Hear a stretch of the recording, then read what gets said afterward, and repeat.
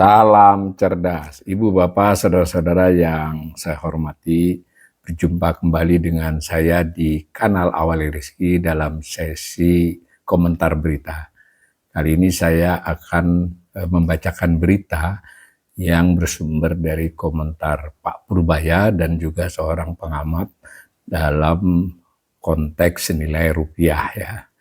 Nah, sebetulnya banyak media yang memberitakan dan lebih dari sehari ya mengutip hal ini, tetapi saya pilih dari yang relatif lebih baru, yaitu dari Liputan 6. Judulnya, Purbaya yakin rupiah kuat, yang enggak punya duit yang jelek-jelekin. Ditayangkan pada tanggal 14 Maret jam setengah 12 siang ya. Ini ada gambar Pak Purbaya dalam satu kesempatan, jadi bukan dalam berita ini, pada saat konferensi pers APBN kita. Nah, beritanya begini, Menteri Keuangan Menkyu Purbaya Yudisadewa membantah klaim yang mengatakan bahwa nilai tukar rupiah terhadap dolar Amerika Serikat bakal kian terpuruk akibat perang Timur Tengah yang melibatkan Amerika Serikat, Israel, dan Iran. Menurut dia, kurs rupiah sejauh ini tidak jatuh terlalu dalam, berkaca pada pengalaman di perang-perang sebelumnya. Purbaya menyebut depresiasi rupiah hanya di kisaran 0,3%. Dikutip langsung nih pernyataan beliau, kalau kita lihat dinamika global memang gonjang-ganjing, mengganggu semuanya. Ada yang bilang rupiah hancur, tapi kalau dilihat betul, itu setiap perang rupiah itu hanya terdepresiasi sebesar 0,3%, kata Purbaya dalam sidang Kabinet Paripurna di hadapan Prabowo Subianto, dikutip Sabtu 14 Maret 2026. Purbaya lantas menyindir pihak-pihak yang skeptis terhadap rupiah. Padahal ia menyebut bahwa para pemodal yang benar-benar memiliki uang tidak takut terhadap gerakan mata uang Garuda saat ini. Jadi sebetulnya bagus daya tahan kita yang real pemain, yang punya duit betul, bilangnya seperti ini. Tapi yang enggak punya duit kali Pak, ya ini lapor ke Pak Prabowo ya, jelek-jelekin Pak yang enggak punya duit, ungkapnya. Nah, meskipun rupiah kerap mendapat sentimen negatif, Purbaya mengklaim bahwa investor asing masih optimis terhadap perekonomian Indonesia. Nah, tercermin ini salah satu alasannya dari indikator Credit Default Swap CDS Indonesia tenor 5 tahun yang relatif stabil. Tak hanya itu, selisih imbal hasil spread surat berharga negara SBN terhadap US Treasury hanya naik tipis 3 basis poin dari 240 basis poin menjadi 243 basis poin. Artinya asing masih percaya ke kita, yang domestik aja yang nggak percaya Pak, tegas Purbaya. Saya kasih komentar sedikit ya. Ini yang untuk yang kesekian kalinya Pak Purbaya melatari argumennya dengan data-data yang relatif bersifat pendek ya. Ya, yang diungkapkan ini tidak salah. Jadi sejauh yang dikatakan ini memang rupiah melemahnya masih tipis ya. Nah, kemudian juga di pengalaman-pengalaman masa lalu setiap perang gitu, mungkin saya tidak sempat ngecek, anggap saja benar ya bahwa pergerakan itu tidak banyak menentukan terhadap pelemahan rupiah.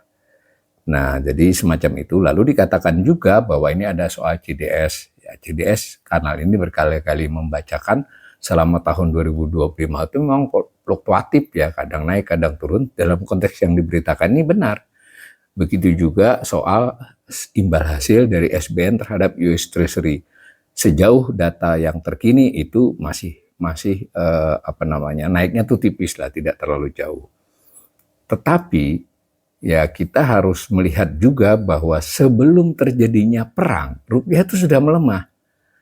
Sudah melemah sekalipun ya termasuk belum sangat jatuh ya, tetapi dibandingkan banyak negara lain, kita termasuk yang melemahnya lebih dalam ya terhadap dolar dalam hal ini. Di tengah-tengah tapi agak ke bawah. Bukan yang paling buruk, tapi tidak termasuk yang kuat.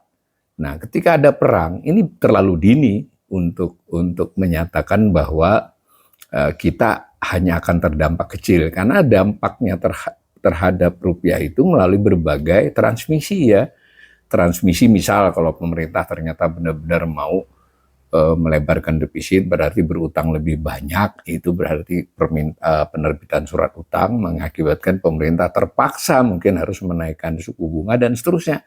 Kemudian asing misalnya minatnya masih terbatas meskipun masuk, itu akan semua memukul rupiah. Belum lagi kalau kita nanti berkaca pada soal ekspor impor, baik pendapatan ekspor maupun pendapatan impor dan seterusnya. Jadi di satu sisi benar pernyataan ini bahwa sejauh ini belum dia berdampak terlalu buruk terhadap rupiah, tapi gampangannya itu terlalu pede untuk meyakini bahwa ini tidak berdampak ya. Dan satu lagi yang tidak menurut saya tidak wise ya, tidak bijak ketika meskipun bercanda konteksnya, itu yang ngomong itu kan yang nggak punya duit. Ya memang dalam dinamika keuangan itu, ya memang yang nggak punya duit itu tidak banyak pengaruhnya, bahkan mungkin tidak mempengaruhi terhadap nilai tukar. Tetapi mereka terdampak loh. Kalau terjadi pelemahan yang terdampak orang nggak punya duit itu. Dan lagi pula nggak bisa dibawa begitu, nggak ada dalam skema analisis yang orang nggak punya duit seperti itu disindir ya. Karena ada faktor fundamental, berarti faktor ketersediaan cadangan devisa akibat transaksi internasional, jadi neraca pembayaran. Dan sebelum perang, neraca pembayaran kita defisit, jarang kita defisit, tahun 2005 kita defisit. Yang kedua tentu faktor teknikal ya sebutlah faktor spekulasi, berjaga-jaga dan sebagainya itu yang memang sejauh ini masih manageable istilahnya ya, mereka masih main-main saja tapi tidak menjamin. Jadi saya kira pernyataan ini sedikit berlebihan, begitulah kurang lebih. Nah, bahwa asing masih percaya ke kita, jangan lupa kondisi keuangan global ini semacam konsolidasi ya, semacam rebalancing. Dia masih milih-milih surat-surat utang yang dijual itu, surat utang negara yang mana yang dilepas maksudnya. Terus pindah kemana gitu. Ini terlalu dini untuk melihat dampak perang terhadap masalah ini. Yang sudah langsung terasakan adalah terhadap harga minyak kan begitu. Kalau yang terhadap ini ya masih dinamis ya. Nah, saya baca lagi nih. Sebelumnya nilai tukar rupiah terhadap dolar Amerika Serikat melemah pada penutupan perdagangan Jumat. Rupiah turun 65 poin atau 0,30% menjadi 16.958 rupiah per dolar Amerika dari penutupan sebelumnya. Dan seterusnya angka-angka ini. Ya ini sebetulnya jurnalisnya tidak membantah Pak Purbaya, tapi menyodorkan bahwa rupiah sedang melemah, sekalipun masih nilai-nilainya segitu. Jadi ini bagus menurut saya jurnalisnya ini ya, tidak membantah pernyataan Pak Purbaya, tapi nyodorin data bahwa ini hati-hati ini rupiah melemah. Nah lalu dikutip narasumber lain yang sebenarnya narasumber ini juga relatif netral ya, ini kita bacakan. Analis pasar uang Ibrahim Aswaibi menuturkan pelemahan rupiah dipengaruhi arahan pemimpin baru Iran, Ayatullah Mujtaba Khamenei, Selat Hormuz akan tetap ditutup. Jalur air sempit ini merupakan titik kritis yang dilalui 1/5 pasokan minyak dan gas dunia. Penutupan selat tersebut telah menyebabkan gangguan pasokan terbesar dalam sejarah pasar minyak global, ujar dia dikutip dari Antara. Jadi bukan Liputan 6 yang mewawancarai tapi Antara ya.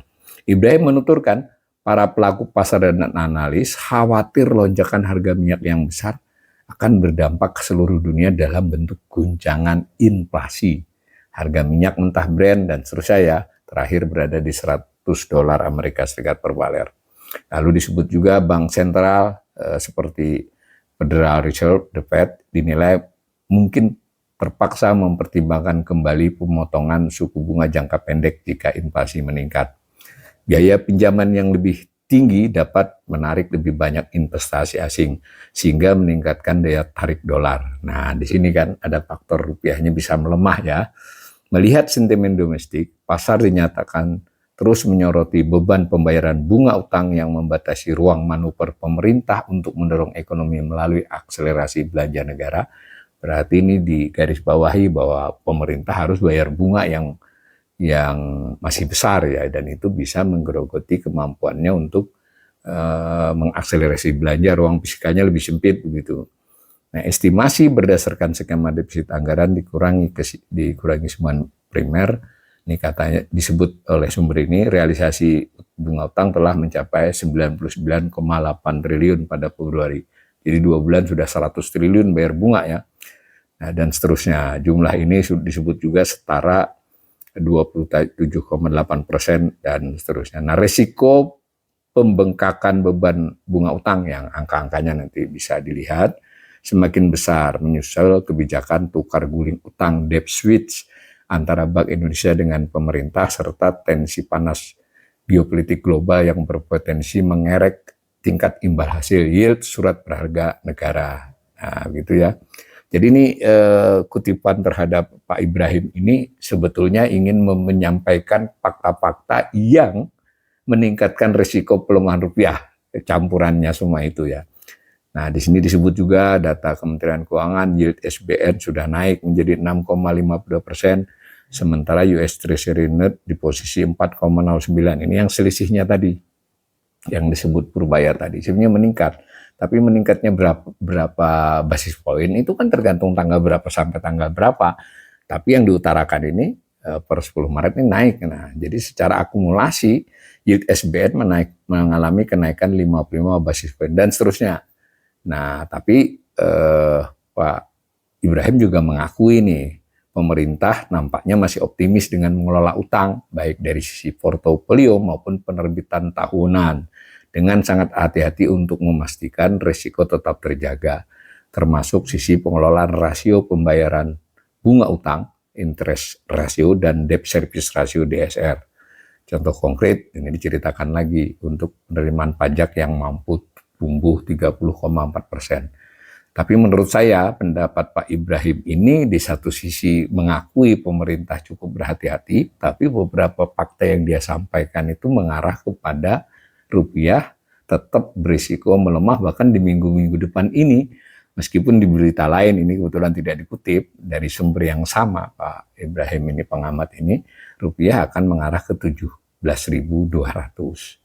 Ya tidak radikal tapi kan melemah di atas 17.000. Jadi saya simpulkan ya bahwa Pak Purbaya sebagai Menteri Keuangan pemerintah melaporkan kepada Presiden tidak usah khawatir rupiah itu sebetulnya tidak melemah, dan yang ngomong melemah itu orang yang nggak punya duit, bercanda memang.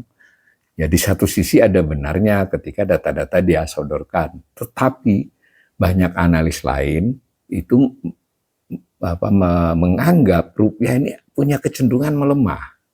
Nah, mungkin tidak se ekstrim yang disindir Pak Purbaya yang rupiah akan jatuh, tetapi menurut saya resiko ini benar-benar resiko yang diakui oleh banyak pihak. Kemungkinan rupiah menguat itu lebih kecil dibandingkan dia melemah. Tinggal seberapa melemahnya. Nah, berdasarkan faktor-faktor fundamental maupun teknikal yang jangka pendek itu kelihatannya memang nggak jauh-jauh dari 17.000. Tetapi saya tahu beberapa pengamat ekonomi yang melihatnya prospek beberapa bulan ke depan, bukan seminggu 2 minggu ini. Oh, jika pemerintah tidak melakukan langkah-langkah mitigasi yang tepat termasuk memperbaiki fiskalnya, di sisi lain Bank Indonesia juga melakukan kebijakan-kebijakan moneter yang timingnya tepat, besarannya tepat, itu tidak tertutup kemungkinan rupiah melemahnya cukup signifikan. Dan untuk penutup, terlepas dari saya mengakui bahwa menteri ya tidak boleh ngomong pesimis, tetapi mengingatkan kejadian 98. Pada waktu rupiah melemah gerakan-gerakan dari 2.100 ke 2.200, 2.500 itu, petinggi-petingginya itu mengatakan, petinggi pemerintahan maupun karena Bank Indonesia masih bersatu ya dengan pemerintah waktu itu, tidak usah khawatir gitu.